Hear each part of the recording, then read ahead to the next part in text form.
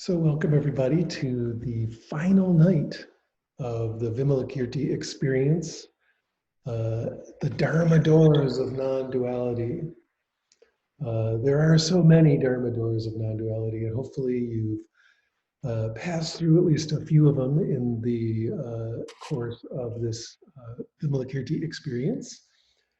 Hard to believe this is the 16th show, right? So we had 8 from Michael Owens, 8 unexcelled episodes of Vimalakirti exposition from MC Owens. And then this is my 8th one of leading guided meditations based on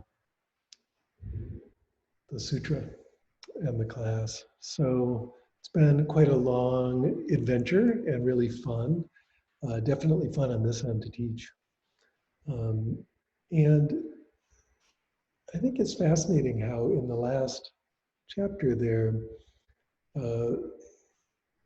we sort of blow out all the doors, right? We've seen Vimalakirti do every possible kind of miracle with his bodhisattva powers, even though he's not a monk, he's just a normal, everyday Joe, India Joe named Vimalakirti, right? He's just hanging out in ancient India. But he can do anything. And in this last one, you know, there's this desire to see this impossibly beautiful universe of total joy, Abhirati, right? And Vimalakirti can just reach out and bring it. It's like, you don't have to go there, we don't have to do anything big, just reaches out, brings it. And you may have noticed only the bodhisattvas in Abhirati are even aware that anything's going on. Everyone else in Abhirati is just clueless. But the bodhisattvas are like, hey, Aksobhya, what's going on? You know, the bodhisattva who rules Abhirata or who even actually kind of creates that Buddha field. What's happening? And he's like, I would have assumed he would say something like, oh, that's just Vimalakirti, don't worry about it, you're fine. But instead he says something along the lines of, it's none of my business, which I thought was awesome. So yeah, Vimalakirti can just, you know, move universes, do anything he wants. He's the ultimate miracle master as a bodhisattva. And our bodhisattva training for this Vimalakirti experience is getting you set up to be able to do all of the same cities. Yeah, let's hope. Last time we began by rousing bodhicitta, raising our bodhicitta, remembering that bodhisattvas means, you know, awakened beings, right? Sattva is a being, bodhi awake.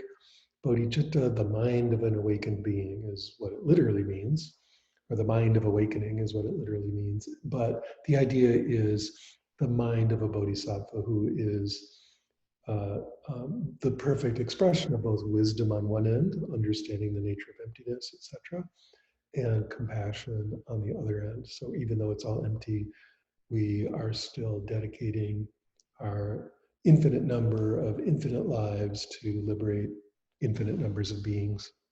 So kind of like void and love together, emptiness and fullness together. This is the essence of bodhisattvahood. So let's do this again, and we'll just spend a couple minutes doing the bodhisattva exercise of rousing bodhicitta, which means essentially, let's just begin by, in our seated posture, it's part of the meditation, begin by just dropping into open awareness, into vast, spacious awareness, and feel that the wisdom, the emptiness, notice the depth of that. Just drop right in there. And then in the midst of this emptiness, in the midst of this vast, spacious awareness, in the midst of this realm of awakening, allow yourself to connect with a mood, a bhava, right? A mood or a expression of total compassion.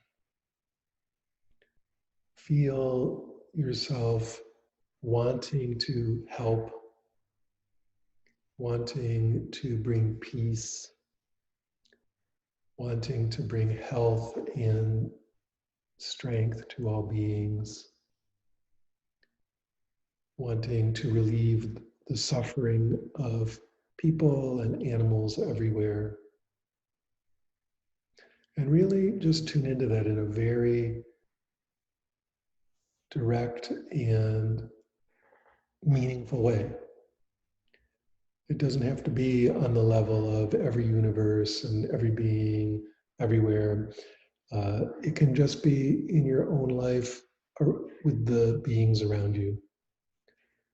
But just really feel that desire to bring them comfort, to help them out, to help other people, animals not feel uh, um, difficulty, so that they feel ease and peace in life. And really notice this filling your heart and kind of softening and goopifying your heart as you let go of selfishness and let go of selfish concern, and instead really feel that opening towards others and wanting to be of service and wanting to bring kindness and wanting to bring gentleness and openness to the world, wanting everyone to live peacefully and harmoniously with health and strength and a feeling of connection and belonging and love. And just tune into that as clearly as you can. And in a way, allow it to beam out. But it's not beaming out from your mind, and it's not beaming out from your emotional body. It's beaming out from that emptiness you connected to. So there's infinite potential there. There's a limitless amount of feeling of joy and connection and kindness and caring and compassion. And it's just radiating out to all beings. And I want you to really saturate in this and really allow the whole world around you to saturate in this and feel it pumping out and beaming and emanating everywhere in all directions. And this is the awakened mind, the bodhicitta.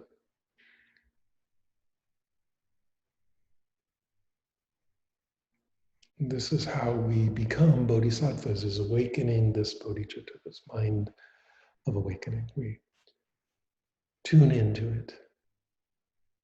Of course, since all of us are fully awakened Buddhas already at the most primordial level, raising or rousing this bodhicitta is not that hard. We're just tapping into what is at the center of all being already. Good work, bodhisattvas. I can feel the wonderful emanations from here. Now let's switch, let go of generating that and just sit in our bodhisattva awareness, our awakened mind, our bodhicitta. And as usual, I want you to sit motionlessly. Remember, in this particular chapter, the Buddha, the bodhisattva who generates the Buddha realm called Abhirati, this place of just total joy, the name of that bodhisattva is Aksobhya. And Aksobhya means immovable, cannot be moved. And notice that it's it's a bodhisattva essence. It's one of the essences of awakening to have this immovability. It's what I mean when I say I want you to sit like a mountain. We said that at various points. You have this posture of repose and of kind of alert repose, but it has this aspect of immovability, like a mountain. And this is the essence of Aksobhya. Aksobhya in various traditions is known as a wisdom Buddha, He's one of the five wisdom Buddhas, and he is the Buddha of mirror-like awareness. He sees the emptiness of all things very clearly, and the fact that everything is perfectly clear. So bring this quality of mirror-like awareness to your mind and begin the process of deep breathing and focusing on your breath. As usual here in the meditation bunker, there's a lot of external sounds, so sorry if that's becoming a big part of the meditation tonight. But let's do our shamatha with an object, and the object is deep breathing, feeling the relaxing, deep, slow breath in your entire body, all the way from your head to your toes. Of course, if you have some other shamatha object that you normally prefer, then go ahead and use that instead. But the standard one is fully embodied breath.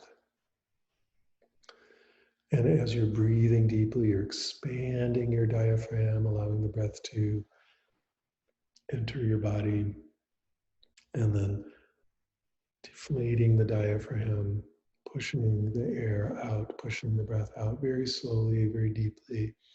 Feel that sort of aliveness coming in on the in-breath, the prana, the alertness, the energizing, awakening, enlivening breath coursing through your entire being, through your whole body.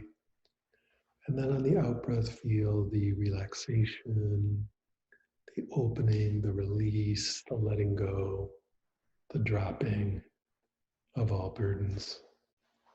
It's completely relaxing. And as you continue to focus on this full body breath, giving that your complete attention, being as riveted to that as you can, but remembering that full body breathing can be a very wide focus. It's not a narrow, tight focus. Nice and wide, your whole body, lots going on. While you're doing that, I'll just direct you towards having your whole face relax.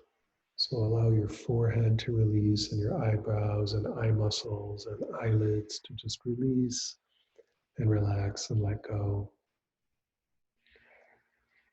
And allow your cheeks and mouth and lips to release and open and relax.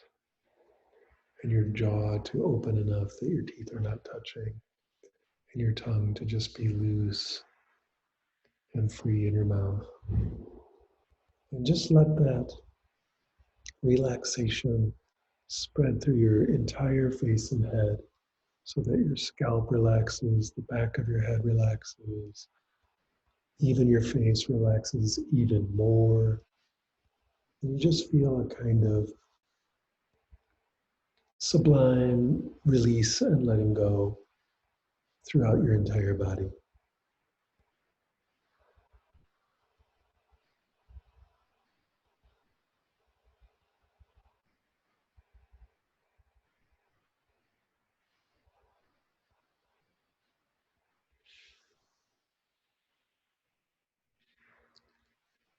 Good.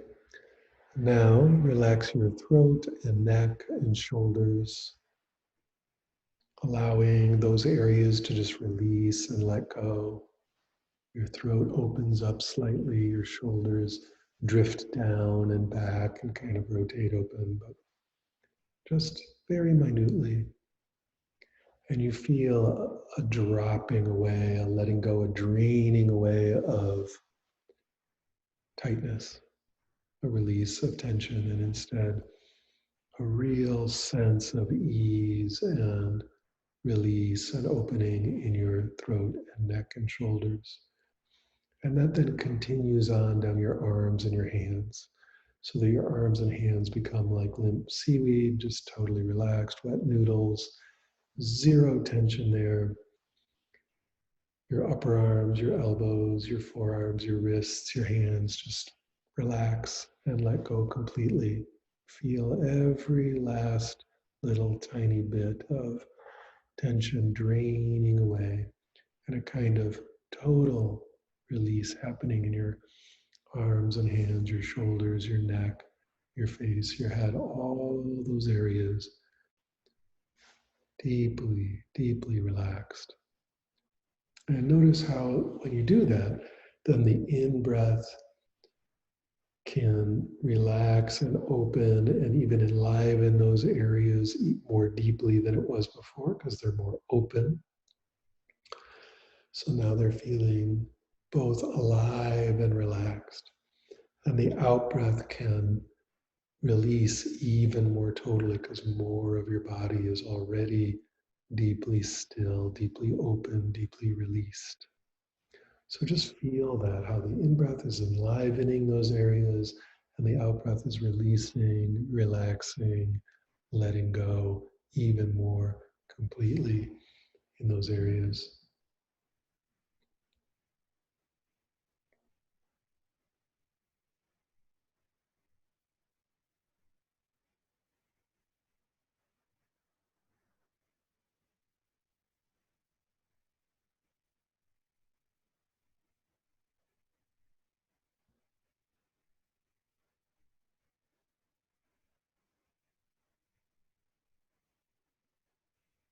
Noticing how, without any effort, you're just able to drop even more deeply into a sense of total relaxation, a sense of completely letting go while remaining alert, while remaining very awake, very clear. That's the aliveness, right? The vividness and clarity of awakeness, while the body is just melting and feels very good, feels enclosed in like a hug, a warm hug, and has this quality of meltiness or just total release. It just keeps dropping more deeply and expressing in a way, or most complete letting go, your deepest sense of release and allowing and opening. And noticing then you can release your torso, your chest and your belly, your upper back, your lower back, everything inside, all the muscles around the entire barrel of the torso just relax and open. Your diaphragm releases even more, lets go, opens, relaxes. And this again allows you to drop even more completely. I mean, really completely into a total sense of relaxed, open, bright awareness with complete focus.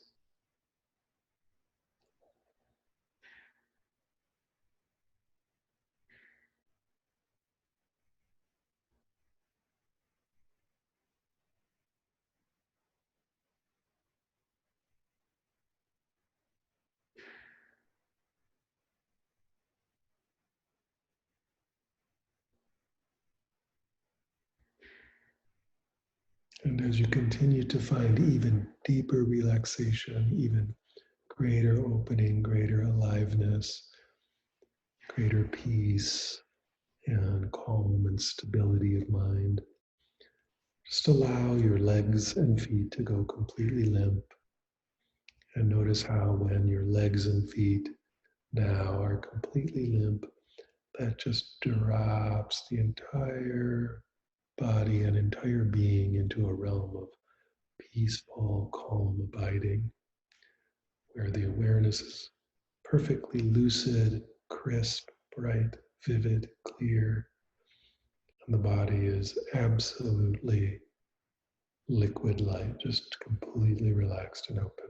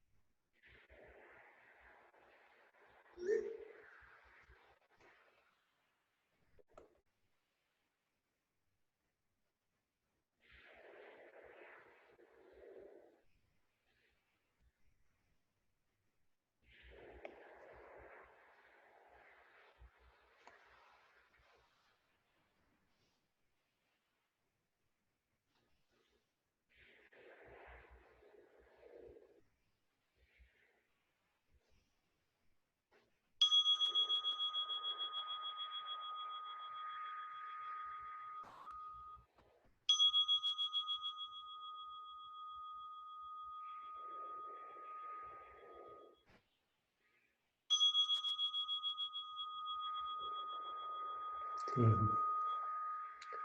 Now, let's switch from shamatha with an object to shamatha with no object, shamatha with no support.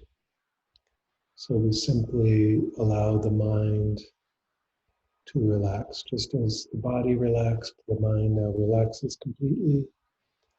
There's no tension in the mind. It is not grabbing onto any object at all. And instead, it is simply resting in itself. So if the mind is gripping or clamping or tightening on any object, listening to something, feeling something, thinking something, even just being aware of the body or the world around you at all and hanging on to that in any way, let go of that and instead allow the mind to be completely at rest in itself. Awareness just of awareness.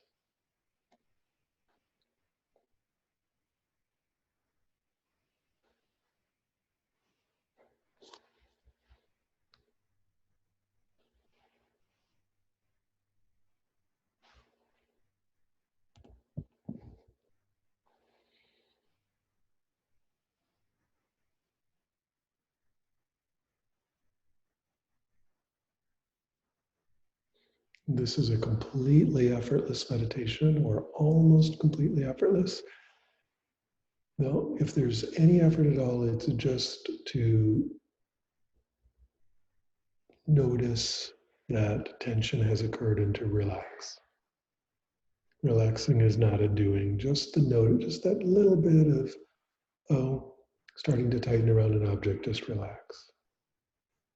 And just continuous relaxation, continuous letting go, continuous releasing of attention into pure awareness.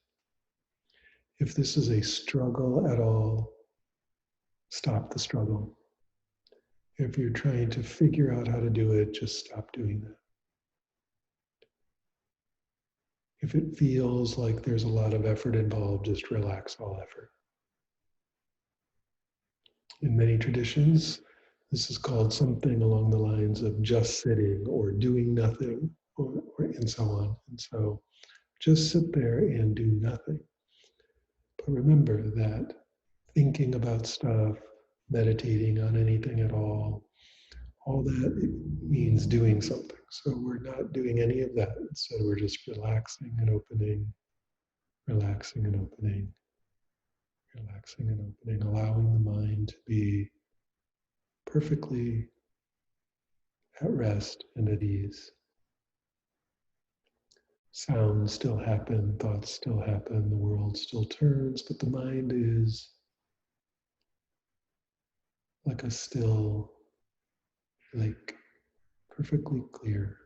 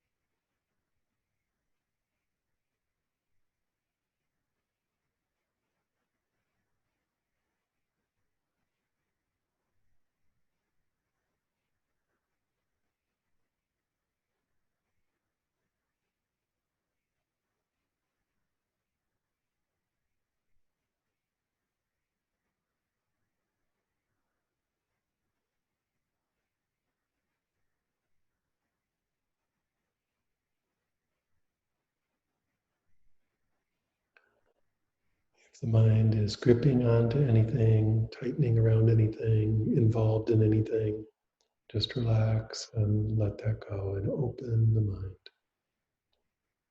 Allow awareness to just be aware of awareness by simply relaxing.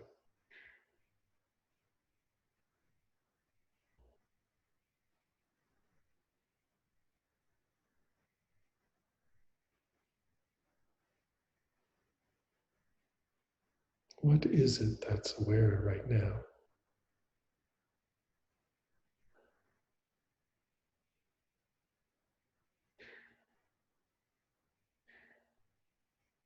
What is it that's experiencing?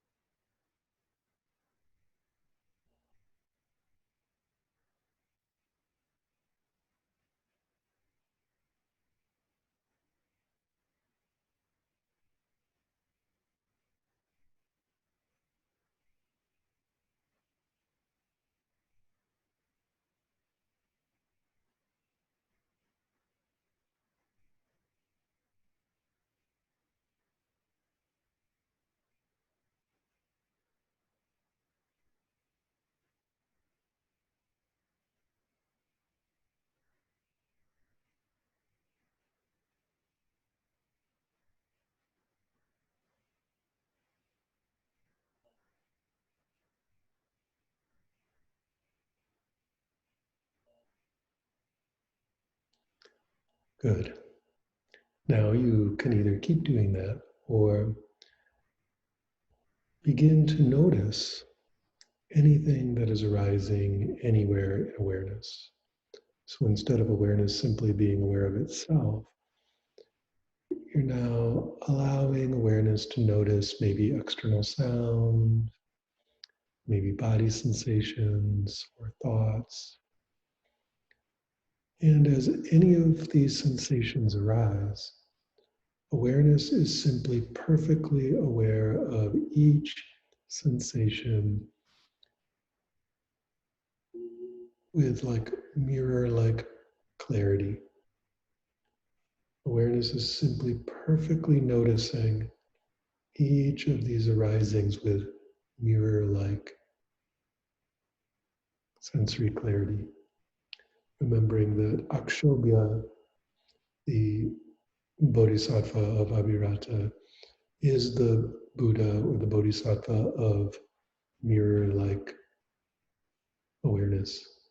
So notice how awareness itself simply reflects perfectly whatever arises. So there's this incredibly bright, clear, lucid, vivid awareness of anything arising. So that just like a mirror, it just perfectly notices, or we could say reflects, or um, depicts everything that is arising in all sense gates. So notice this mirror-like quality, this vivid clarity of awareness.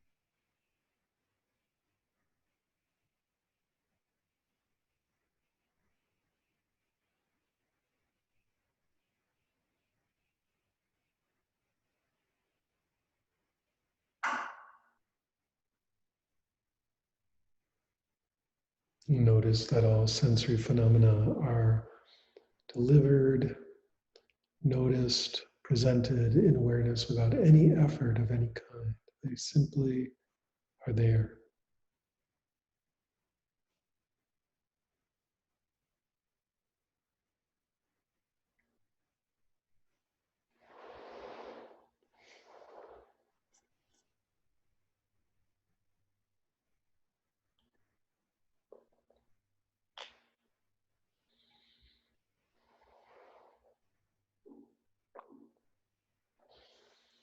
Part of the immovability of Akshobhya is the sense that this mirror-like awareness is completely stable, completely immovable, completely, in a way,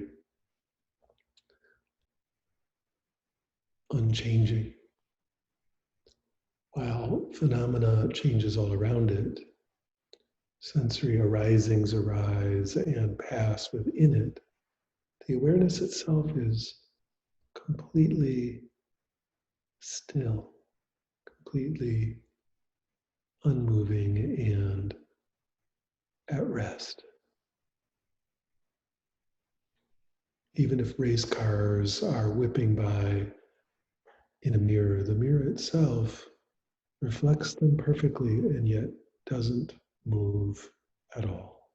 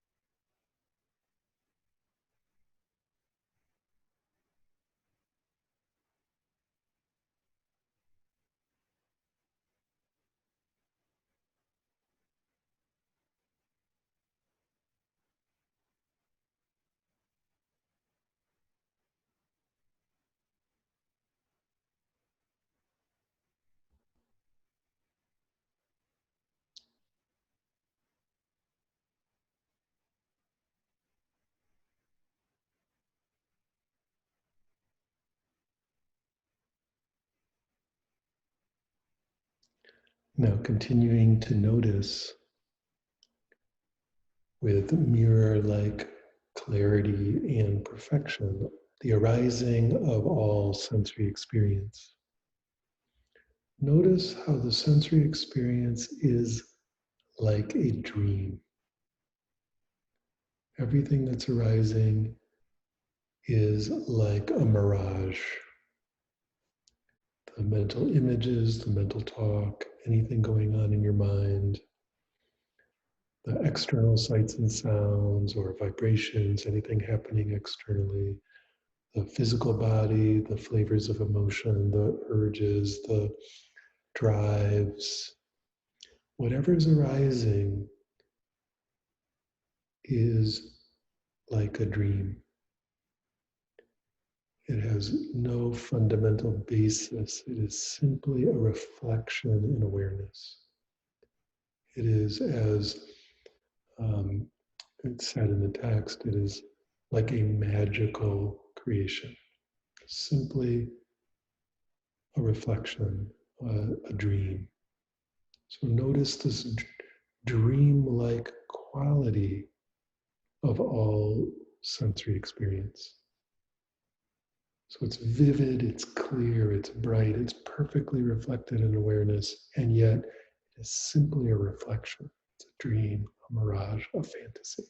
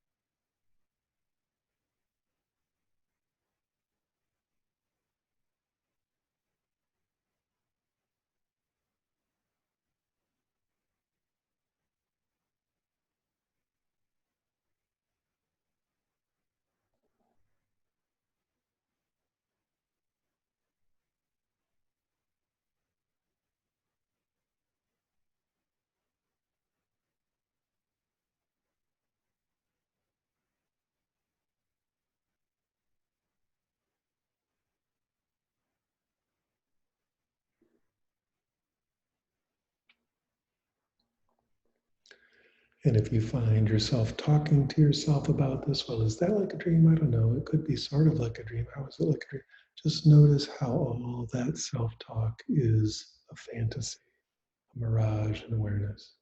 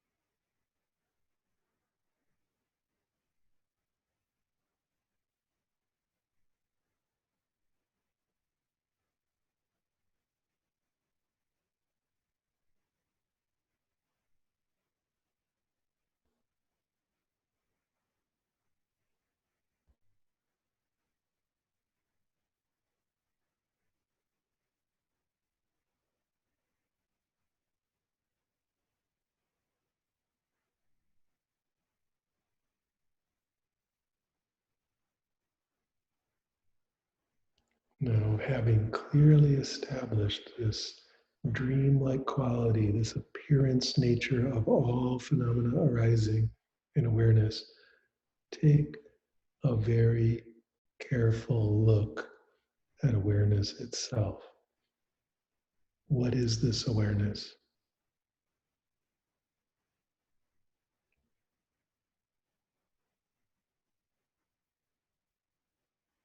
What is this awareness right now?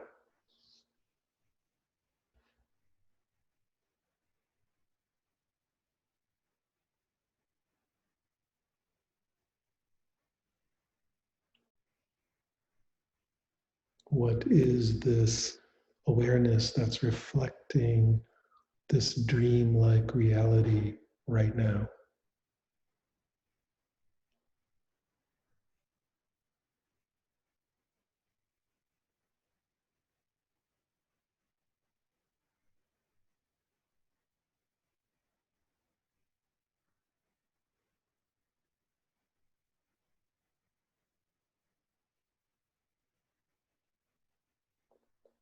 Find it.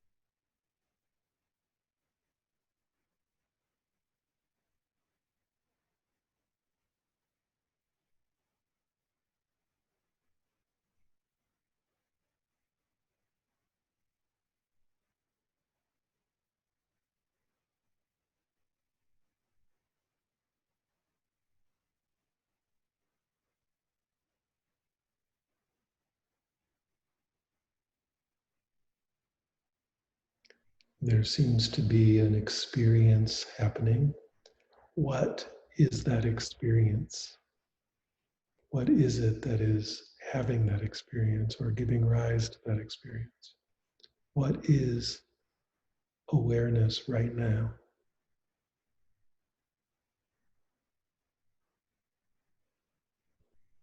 What is aware right now?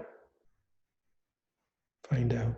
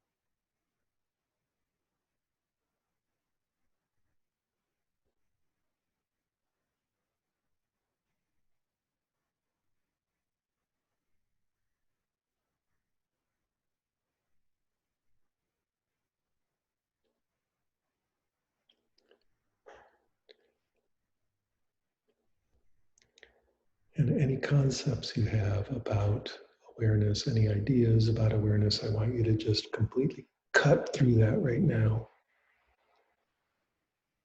And any sense of this mirage-like experience that's arising, just cut through that right now. Just chop right through it immediately.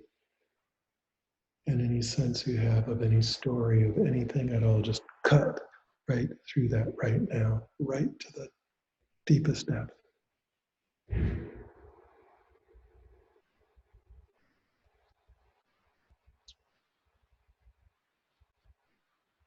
Anytime a concept or story or experience arises, just cut again.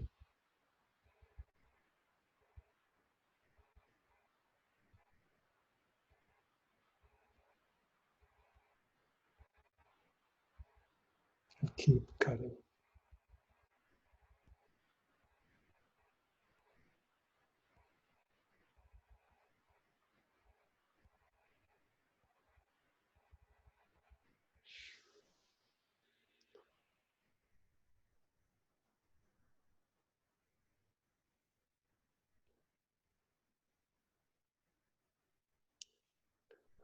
And this is where we find ourselves in Abhirati, the land of joy, which is characterized by bliss, a sense of bliss, a sense of real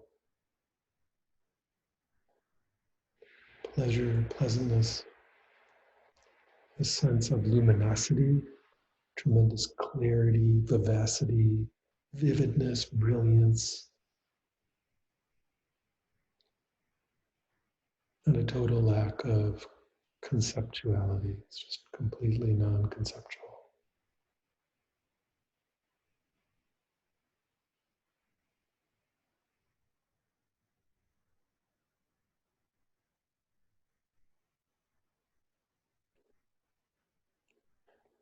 So there's this ease and openness of bliss, luminosity, non-conceptuality.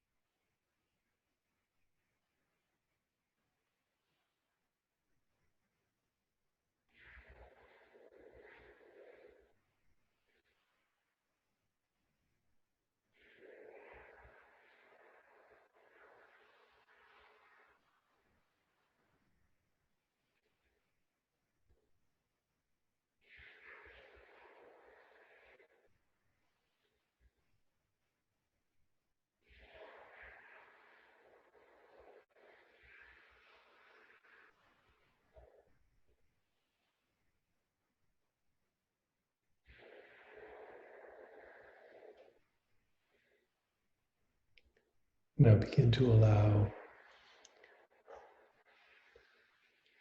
sensations to arise again in the realm of awareness. Remembering that sensations, all sensations are like a dream. Awareness itself is empty. Awareness itself is like a dream. Just allow the normal sounds of the room to arise in awareness, the normal sensations of the body, with a real sense of joy, a real sense of completeness and wholeness, a very pleasant, delicious sense of fullness.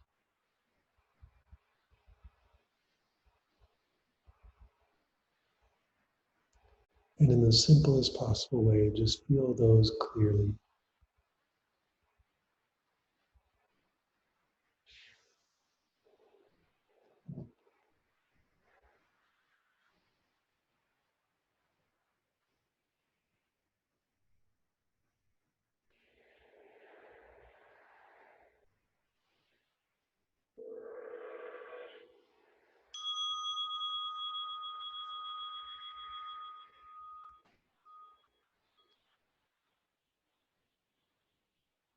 Wonderful, wonderful bodhisattvas.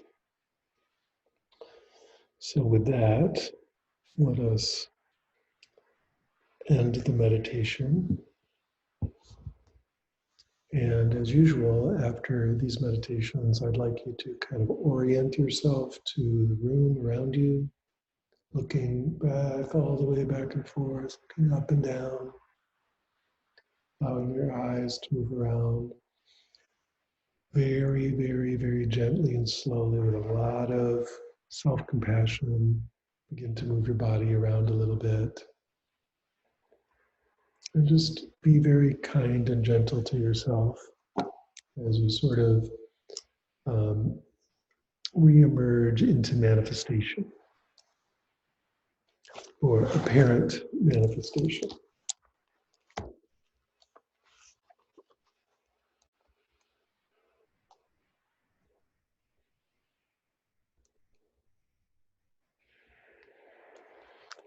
And as we're coming back into manifestation, I just want to put on my $2 reading glasses and read just the end of this wonderful sutra. Michael Owens read this too. It's just a great ending. It says, the Lord then said to the venerable Shariputra, Shariputra, did you see that universe, Abhirati, and the Tathagata, Aksobhya? Shariputra replied, I saw it, Lord. May all living beings come to live in a Buddha field as splendid as that. May all living beings come to have miraculous powers, just like those of the noble Lichavi Vimalakirti. We have gained great benefit from having seen a holy man such as he. We have gained a great benefit from having heard such teaching of the Dharma, whether the Tathagata himself still actually exists or whether he has already attained ultimate liberation. Hence, there is no need to mention the great benefit for those who, having heard it, believe it, rely on it, embrace it, remember it, read it, and penetrate to its depth. And having found faith in it, teach, recite, and show it to others, and apply themselves to the yoga of meditation upon its teaching. Those living beings who understand correctly this teaching of the Dharma will obtain the treasury of the jewels of the Dharma. Those who study correctly this teaching of the Dharma will become the companions of the Tathagata. Those who honor and serve the adepts of this doctrine will be the true protectors of the Dharma. Those who read, those who write, teach, and worship this teaching of the Dharma will be visited by the Tathagata in their homes. Those who take pleasure in this teaching of the Dharma will embrace all merits. Those who teach it to others, whether it be no more than a single stanza of 4 lines or a single summary phrase from this teaching of the Dharma, will be performing the great Dharma sacrifice. And those who devote to this teaching of the Dharma their tolerance, their zeal, their intelligence, their discernment, their vision, and their aspirations thereby become subject to the prophecy of future Buddhahood. So there we have it, the big ending of the Vimalakirti Nirdesa Sutra, the teachings of Vimalakirti. And we got to have a little experience through the powers of Vimalakirti, which are present everywhere in all times, and the Tathagata, which is also present everywhere at all times. We got to experience a little taste of Abhirati there. So with that, I will open it up to Ihre Fragen, your questions.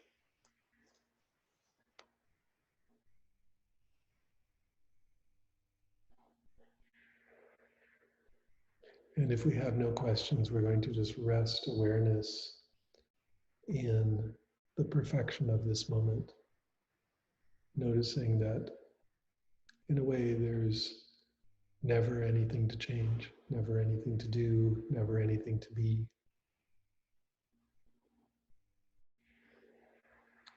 one of the big teachings of the sutra that I really like and resonate with, and that I think is appropriate at every moment of this kind of meditation we're doing, is to remember that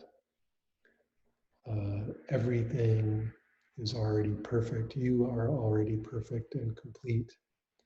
There's no need to somehow strive for fixing anything. You're already a Buddha.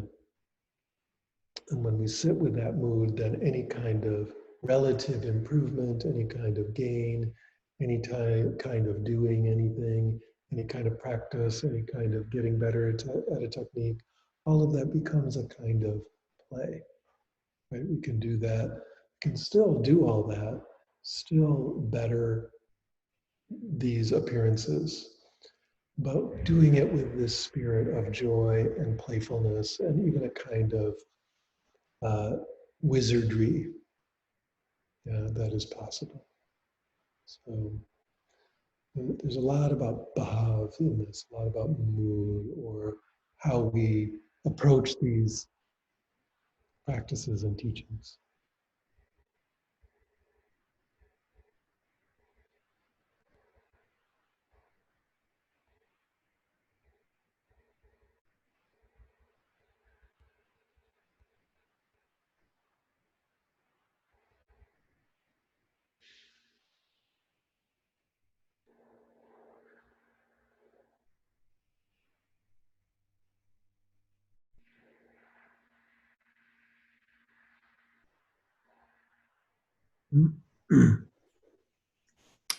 Hello.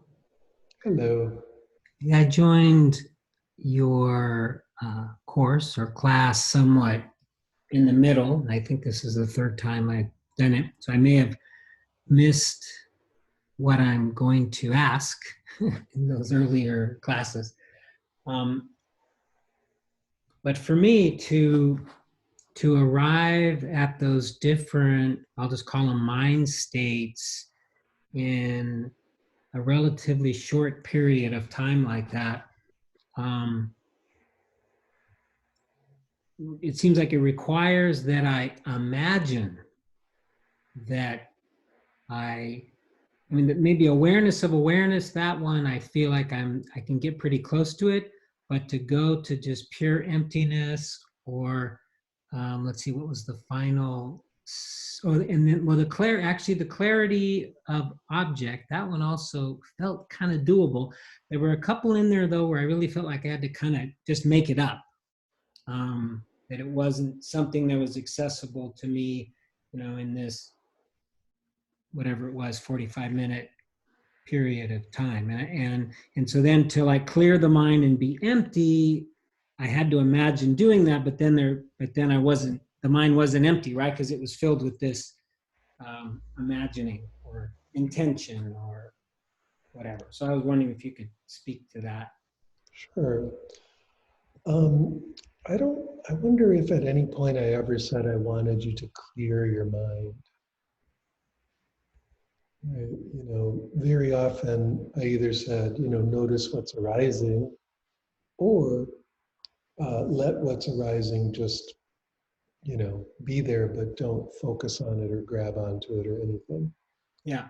Mm-hmm. So there's never or almost never a requirement to clear the mind, like for there to be no thoughts or whatever. In fact, the only time that might be what we're going for is in the very, very beginning when we're trying to concentrate on breath, like when we're doing shamatha with an object. You want to have very strict focus on the object if possible. But in all the other parts, it literally does not matter how much thought is arising.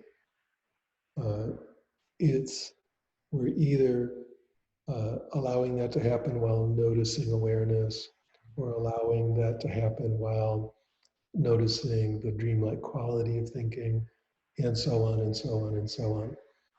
Okay.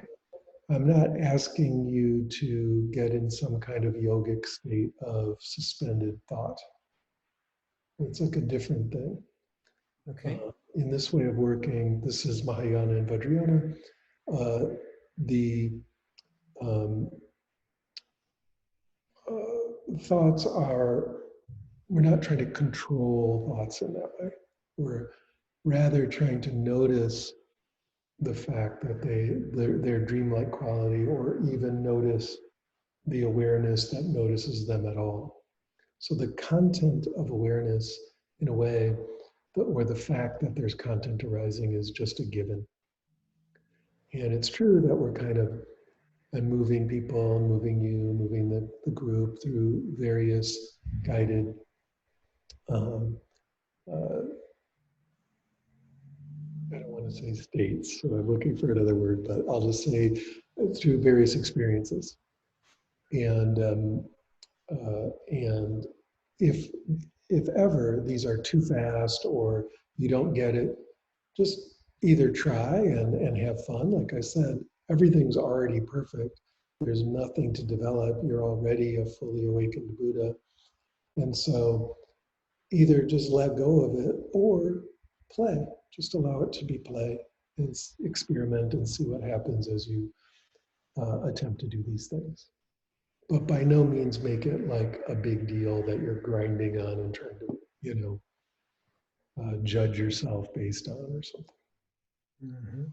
Okay. Yeah.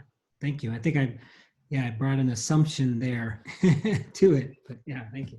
Yeah, and it's a really common thing. We are trained in, we have cultural ideas about meditation, right? That were inculcated in Western culture, mainly in the 60s and 70s. And one of them is that meditation means not thinking. Yeah, but uh, that can happen spontaneously when our mind gets very stable in certain ways. But in many of these meditations, there's no requirement, or even we're not trying to do that at all. It's more about the relationship between uh, awareness and phenomena, or the relationship of awareness with itself. And if we were to take seriously the idea that phenomena is like a dream, whether it's seeing the external world, the sun in the sky, feeling our own body, noticing other people and squirrels and snakes and birds and animals of various sorts. I saw 2 snakes the other day. That was really cool. Hmm. Or even our own mind, the thinking going on there. If we take seriously the idea that this is like a dream, or shall I say, if we take it playfully, that it's all a manifest, like a kind of magic show, then trying to control the magic show in a way, is ridiculous. We just want to notice that it's just arising spontaneously, it's just happening, and it is a dream. We want to wake up out of the dream, not so much worry about stopping the dream or changing the dream. Now, again, we can do that as play, but yeah. So maybe I'll just add one other thing then for like clarity. So then my thought that this is like a dream is also part of the dream. Yes, it is. Yeah. Thank you. Yep. Even the idea of who's thinking it is like a dream, right? Good. So, other questions or comments? Guys have come a long way with me and Michael and the Vimalakirti experience. So, it's great to have you all here.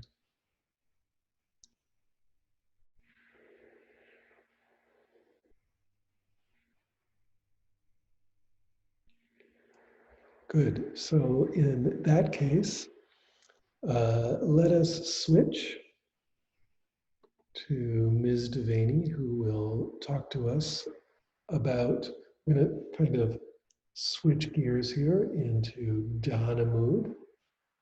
So just to let everyone know that's happening, there we go. So I just put some links in the chat. And much like we are all already awakened Buddhas and we practice meditation to realize that there's a world in which the collective already owns a building and has a home for the Dharma, and we practice dana to realize that. Um, so I would ask that with the same zeal we apply to our practice and to our study of the Dharma, we apply to continuing to co-create and maintain the community that we've built together over these last 8 weeks, over this last year and a half.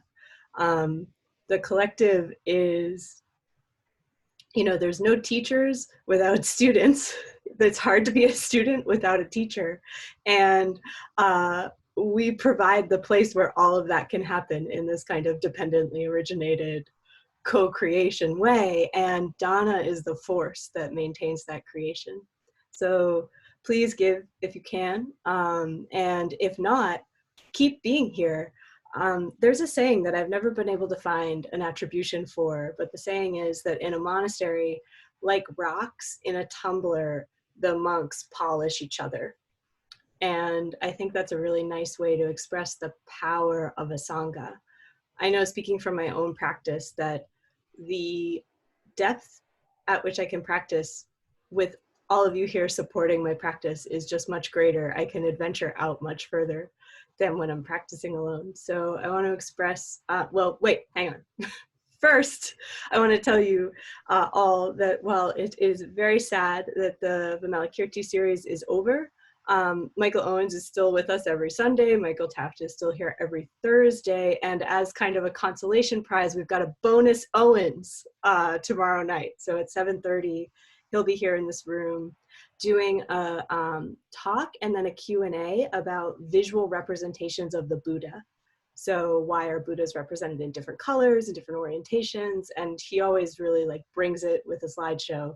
And then there's lots of time for questions. So come back here tomorrow night, 7:30. And then I hope everyone can just join me in expressing some gratitude for Michael and MC Owens, who isn't here, I don't think right now, but just for how great the last 8 weeks has been. I'm sad that it's over. I'm glad that it happened. And thank you so much. Thank you all for making it what it was. Thanks, everybody. Thanks, Katie. Okay, so it wouldn't be a Vimalakirti Sutra or a Thursday night without an ending meditation. We've got a little extra time here. So let's sit together for about 5 minutes together. And I think that's the perfect way to ring out Vimalakirti. So.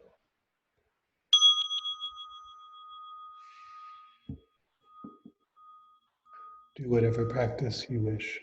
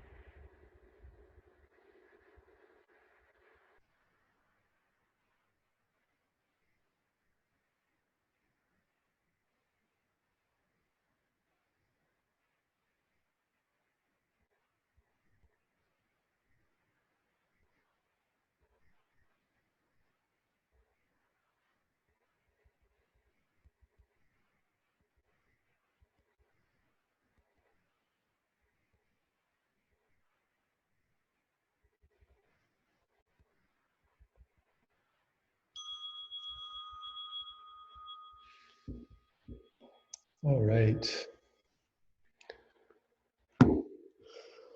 So thank you so much, everybody. It's been a tremendous honor to work with you all and play with the Vimalakirti Sutra with everyone, and of course to teach alongside Michael Owens. And with that, I bid you a fond adieu for tonight, and I'll see you again next week. All right, everybody. Bye-bye.